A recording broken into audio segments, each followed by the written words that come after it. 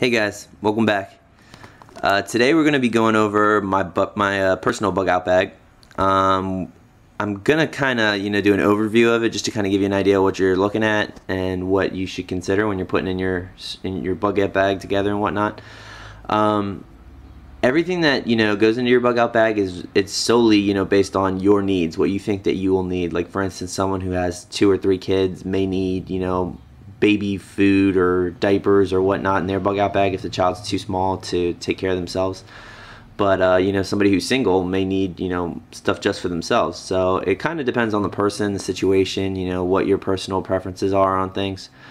I'm gonna vent here for a second. I was looking at one of my videos actually, and I was just going through the comments and whatnot, but I had seen that there was another video that was tagged on the side of it by some other guy. And I'm not going to go into who it was or anything like that, but I clicked on it because he had 3,000 followers or something like that. I just wanted to see what it was about and what he had going on. And I'm telling you, he had the kitchen sink in his bug out bag. He had everything, and it was ridiculous. It actually really annoyed me when I watched it because it was just such bad information on what's going in there, and it irritated me to watch because so many people were taking this guy's advice and saying, oh, thank you and whatnot, but the whole video was just junk after junk. He didn't even have good equipment in there. I was just so disappointed.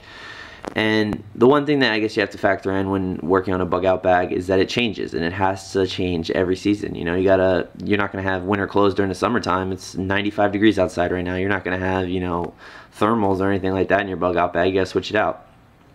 Alright, so that's my rant. Let's get to it. This is my bug out bag, empty. This is obviously just the shell.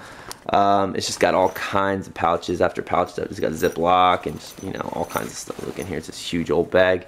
It's got all kinds of pouches. I don't like to overdo it personally on mine. Your bug out bag, you gotta assume the worst and assume that you're not gonna have a vehicle and that you have to trek around and take all this stuff with you. So you gotta kind of, factor that in when packing this bag. Alright, well, right here, this is kind of just, I guess, my medical portion of it. Just sterilized gloves, or gloves to kind of keep yourself from getting blood on you if you came across someone who was injured or something along those lines. This is my medical pack, and it is small. See, it's not very large because I don't want to overdo it. I don't want to have a 65-pound bag or anything like that. But you can see inside I have a couple of these Israeli bandages. Those are for stopping massive hemorrhaging and whatnot. Little gauze pads. Excuse me. I got these are awesome. These are bandanas, and you can just use these as like triangle bandages or stuff to like splint wood to your leg or your arm or something along those lines if you hurt yourself. What is that? Hydrocortisone, just regular stuff like that. If you guys saw my other videos, you know what I need this for is blisters and fire starting and everything else. My pill bottle has a couple antibiotics in it, some aspirin, fever reducer, just basic stuff you might need. And that little piece of paper there just tells you what color everything is.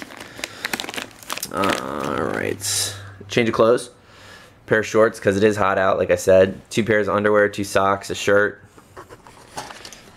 Move on over here, a map of my area.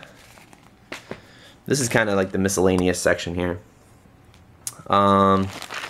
There's a coffee filter in there. That's for like filtering out sediment in the water that you might find.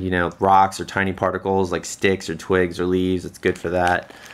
Water purification tablets. I did have a life straw. I actually just got rid of it because I have on order one of the Renovo Trios, which is supposedly the best on the market. I haven't tested it out yet, but it looks amazing, and it supposedly filters out everything, including chlorine and all the other tiny particles that are in the water. Glow sticks, never know when those would come in handy. Twine, this is not paracord, this is just twine. This is in the miscellaneous pile because it's miscellaneous. It's just regular stuff. Got a pen because you're gonna need that for when you're out there. You might need to draw something, write down some notes. Flashlight, it's just like a Rayovac one. It's actually pretty bright, but it's super durable. It's advertised as indestructible because you can run it over with a car and whatnot. The Altoids emergency kit, it's got fishing line and all that junk with a multi-tool and another flashlight. Redundancy is a big thing for me, but you also don't want to overdo it when packing your bug out bag. I'm going to reiterate that. This is picture wire you can get from Michael's or any kind of craft store or anything like this. This could be used for any number of different things. But you could use it for traps for like squirrels or groundhogs or anything like that. Something that if you really needed food and you wanted to set up a bunch of different traps, you could use this for like snare wire. a junky knife sharpener. This is not high quality, but it's light and it has multiple purposes to it. I mean, it can do a lot of different stuff. More flashlights, toilet paper, 2 different rain ponchos. One's a poncho that you could give away if you had a friend or you came across somebody that you knew. A rain suit. Lots of batteries. I got 3 different kinds, 3 different packs. This is a thick tarp. I think it's, there you go, 6 by 12. So this goes well if you, this was what I would use as my shelter. That's, you know, you could tie that off with paracord or with this twine, and you could use that if it was raining or to hunker down in a cavern of some sort on those lines. This is the fire section. This is Roncinol fire or lighter fluid. This is just what you would normally put in a Zippo, but it's something if you needed like a quick start fire and you needed flammable liquid, you have some. I would be wary of putting this in your bag if you live in a hot spot, like in a hot area or something, just because this bottle can expand and you don't want it to pop in your bag or in your car or something along those lines. So be careful with this. Fire sticks. This is just basically compacted like fibers that are soaked in, you know, a fluid of some kind that basically light up when you break them up. They act as little sticks that you just break apart. This could go, these are double use, obviously. Hand sanitizer, anyone that knows how to use that. You can use it to clean your hands, clean a wound. You could use it to start a fire. You know, if you squirt a little bit on the ground, light it on fire, it'll light. It's alcohol based, so it will burn. More lighters, matches. These are junk. I don't even know why I have these anymore. Another package of Bic lighters. I personally like the Bic ones better because they hold the flame longer, and this thing's just like a little cheap one. Magnesium stick. This is a one-handed ferro rod. It pops out like that, and you push down on the ground, and it sparks as you're pushing on it. Emergency blanket, waterproof matches. Come back to this. Cotton balls soaked in Vaseline. I think they're great fire starters. They're awesome. That is dryer lint. You go to the store, I mean not to the store, excuse me. You go to like the laundromat or your own house or whatever, you can get this stuff for free because nobody wants it. It's a little gross. You might want to wash your hands afterwards, but dryer lint burns super fast and it holds a light while you're doing it. So this is definitely something solid to have in your bag. These are, let me see if I can get it open with one hand. Oh, jeez. Okay, well, I can't get it. Anyway, these are matches, but these are homemade matches. These are like extreme emergency survival matches or whatever you want to call them. They're basically soaked in paraffin wax and a cotton ball, and there's 4 tied into each one. And I'll show you those in a later video, but they burn for a long time, and they're great for starting fires. This is my food section. Got water bottles. Got a little canteen. It is metal, so if I needed to purify water by boiling it, I could use my coffee filters to filter out some of the sediment. I could boil it, I could use the tablets, and then I'd have clean drinking water. Plastic silverware, tin for eating out of, food galore. This is dried. Got protein bars because they're high calorie. I think this one's 400 calories, but that's, I mean, you're gonna need it if you're trucking through the woods. They got tons of that.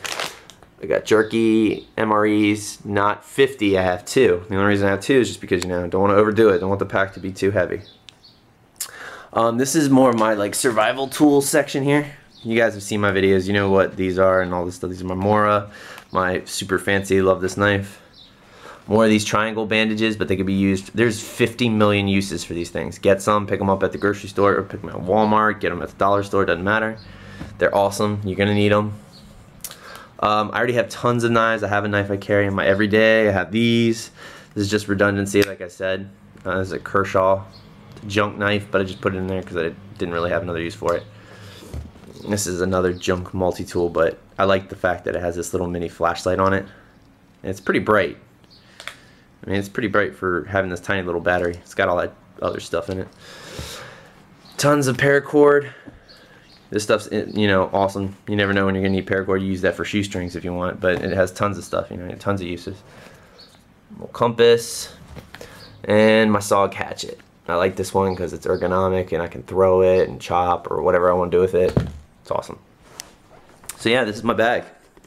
I'm constantly adding to it. I know it doesn't look like that much on the ground, but just like I said, you want to factor in that you will be carrying this thing. Assume the worst has happened. Assume your car doesn't work. Assume you can't get to it. Whatever the case may be, you want to carry light stuff. You're going to have this bag on you. You know, it's going to be heavy. It's going to wear you down. You may think that it's all fine and good when you try it on in your bedroom, but go for a hike. Go for a walk with it. See how heavy it is. You're going to want to go light. The only thing I really didn't cover here is a weapon, really. And my choice for that is I have a 22 long rifle. It's called a Davy Cricket. It's a single shot 22. And I think that's a good option personally because it's really small. It's a kid's rifle. It's light, it's really small, it has really good iron sights built onto it, so you don't have to worry about a scope or anything like that. It lets you carry, you know, a lot with you. You can carry all that stuff and it's really not that heavy. I've gone out in the woods with this bag and it wasn't overdoing it, you know. But his was just everywhere, tons of stuff. And I don't think you need all that. It's all personal preference, like I said, so factor that in. Make a list. You know, you could do it in sections like this: medical, miscellaneous, blah, blah, blah. You could do it however you want. But yeah, write down on a list the sections that you think you need and go from there. Thanks, guys. Let me know if you got questions.